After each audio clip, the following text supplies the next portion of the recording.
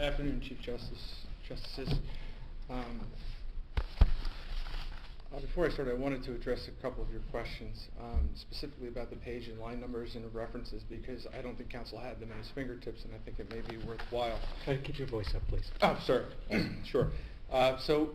Sir, regarding the life care planner, you had asked what evidence was before the court that would have allowed some of the testimony to come in. So first, I would draw your attention to testimony by the plaintiff.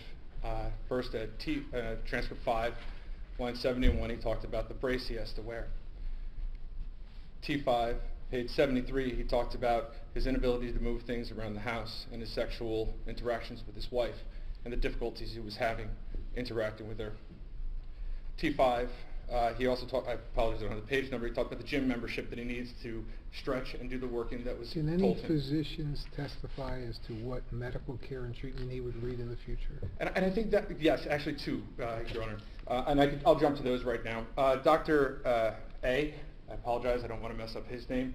On transcript 10, page 12, line 21, he talks about the regular neurological visits he's going to need. Additionally to that, Dr. A also testified, excuse me, on page 119, line 20 to 120, line 2, he will have pain the remainder of his life. Additionally,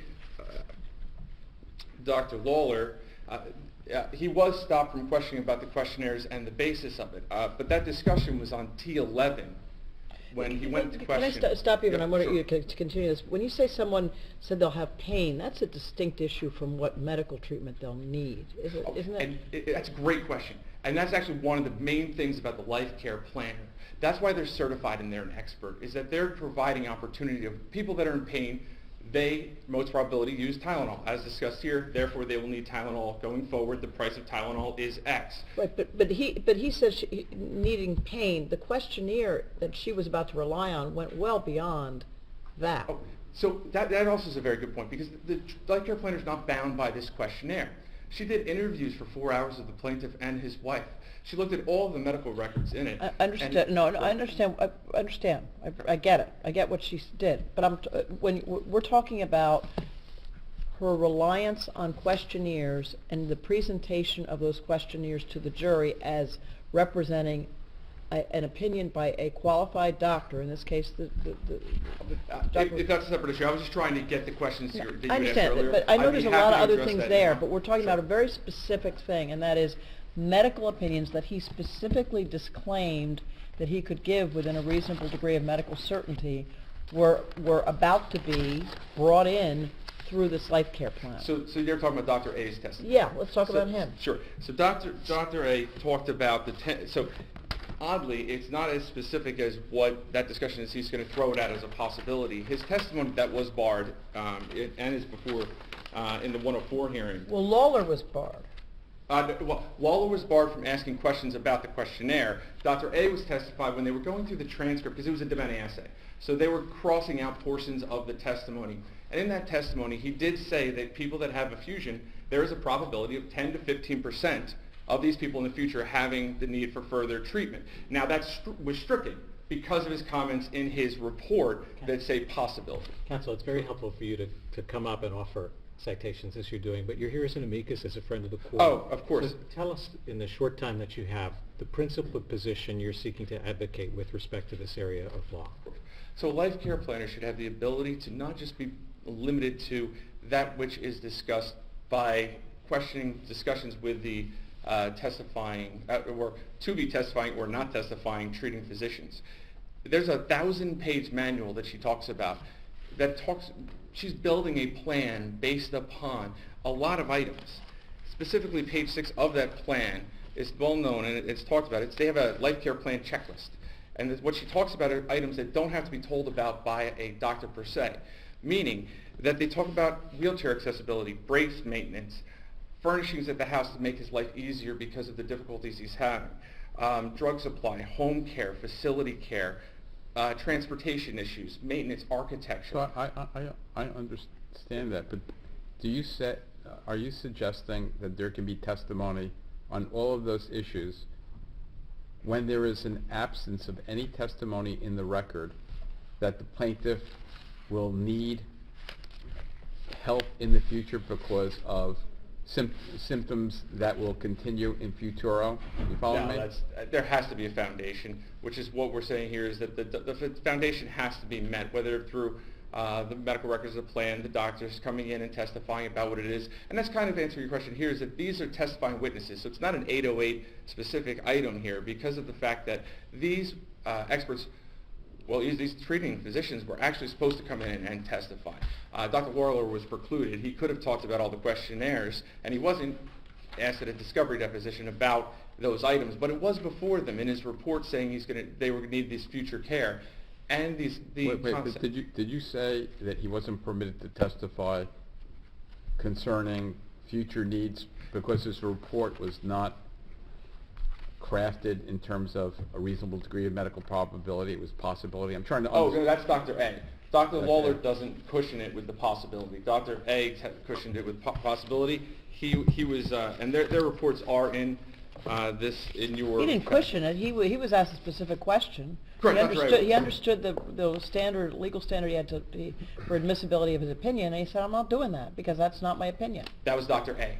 That's not Dr. Lawler. Dr. Lawler did not provide that testimony anywhere, and was actually about to testify to it under a reasonable degree of medical probability, as was set forth, and was precluded by objection based upon the prior discussion.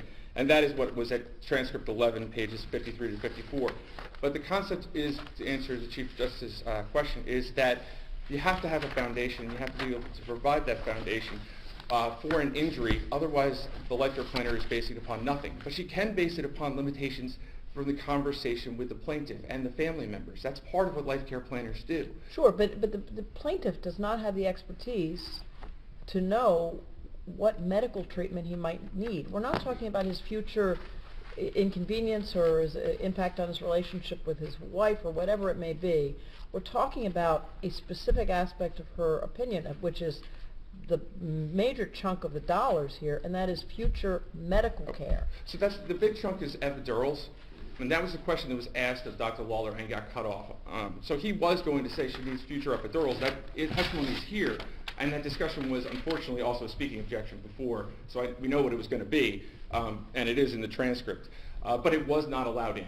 So assuming the foundation is laid that in the future, because of pain that's permanent, you will need to have follow-up and epidurals, then she would be able to have it. Now, the beauty of this is she's testifying earlier than Dr. Lawler.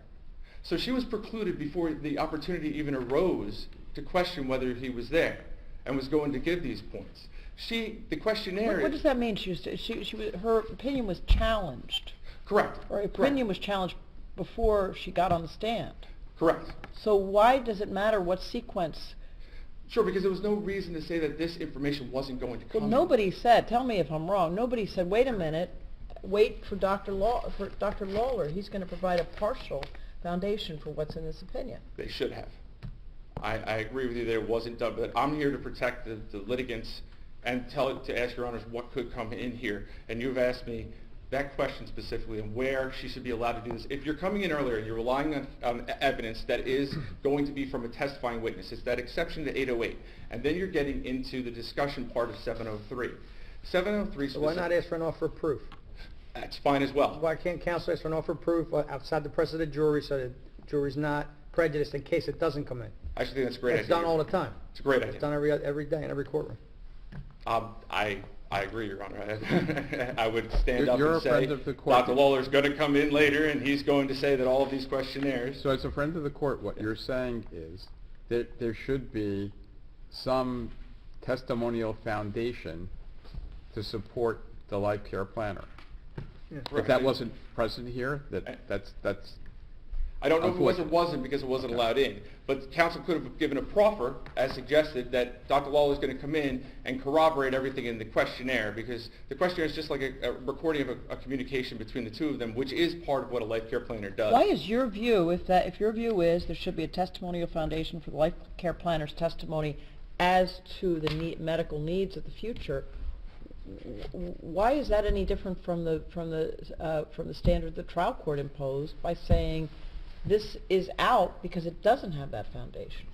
Well, I think there was a foundation, it just wasn't let in. For a second, I don't think that the life care planner is just based upon the future pain is enough, and also discussions with the plaintiff about what happened. So I don't want to say... You're that- saying you're really saying that it's enough to have the plaintiff say to come in as a foundation for the medical components of this? Not for future surgery, not for things of that nature, but they're allowed to provide their subjective complaints in what they do each day. So it's saying that he takes Tylenol to alleviate his pain and that it's alleviating pain, she's qualified enough Right, as a but the case manager. Tylenol, respectfully, is not going to cover I'm saying the that dollar figures of she was barred entirely. I'm not talking about this. I'm trying to say here that the foundation has to be laid, whether it be through whatever witness it is. It has to be provided. She can make the assumption and then go out and find that information. Based upon the question, I hope we're not questioning about getting the information from others, finding the numbers, because that's every elector planner does do the way that she went and called places and found that out, because that really has to be let in. That's 703 to the nth degree. I don't think Otherwise, you'd have to that's call the issue in the engineers, case. you'd have to call carpenters. No, I don't think that's the issue in the case. No. So then the issue regarding the medical care, I believe it should have come in this case, but overall, you have to have medical testimony to back up your life care planner's actions. That And I think doesn't is the fair. appellate division decision on remand say you'll have to sort out those specific bases on which all those facets of the opinion can or cannot come in? Correct, which is why I don't think they made that the first part. It was the second part to It say didn't go say the back whole and do it thing's again. in, the whole thing's out. They said do the kind of more discrete analysis that you're suggesting. Correct. I think we have your position. Okay, on the airbags, that was very well stated regarding the footnote 2 of the opinion, where they go into the jury charge. That really is the juxta of this, is that they're taking the airbag and making it say the impact, especially the way that it was said to the jury in the opening and the close. So it was coupled with the airbag deployment as indicating something. I've been in a car accident, I was hit from behind, my airbags did not deploy, and I had 2 plates in my neck. So I know personally that the back hit from behind does not have the airbags go off. That said, a jury is not going to know that information. So it does, we believe that it should have an expert testimony if you're going to the point to do the aspect about the implication of the... Does it go both ways? Can a plaintiff be asked, when the airbags did deploy, presumably they're not going to be asked if they didn't, can you ask your plaintiff, did the airbags deploy? Okay, yes, but with an exception for both sides. So if there's burns that were caused by an airbag, or if there was something that wasn't about the impact itself, but because of the impact... Do you, in your trials, when the airbags deploy, do you have them testify that the airbags deploy? I do not. But that's personally me. I think that there's enough usually in other cases that I don't need... No, I do not. Your Honor, I also wanted to address, you had brought up secondary gain. And Rodriguez, I think, was spot on regarding the fact that you can't go into the intent. And that is 100% what was going on here, is that the motives of the plaintiff, based upon asking an expert on a theoretical possible motive. I mean, the question actually was cushioned with, you'd agree with me that there's a theoretical motive. And the expert said, well, if we key word in that is theoretical, you shouldn't be able to ask questions that could prejudice and poison a jury that have no basis in fact or proof anywhere. It really should be precluded. So that position is as well there. I know Your Honor wanted us to limit it to those 3. Counsel, we're at 15 minutes. I'll make it very quick, I promise. Okay. And that is, this was terrible. I was objecting and banging the desk when I was reading this, because there were people calling each other liars. There was unprofessional conduct. There were things that were outlined here. Every once in a while, we need an opinion to remind us what we can and can't do.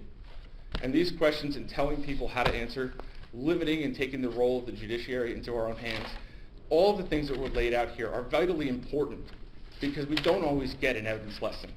And even with the CLEs that we go to, sometimes we need the court to just remind us and put these things in print, that this is what we can and can't do. Thank you. Thank you. Mr. Miller, brief rebuttal.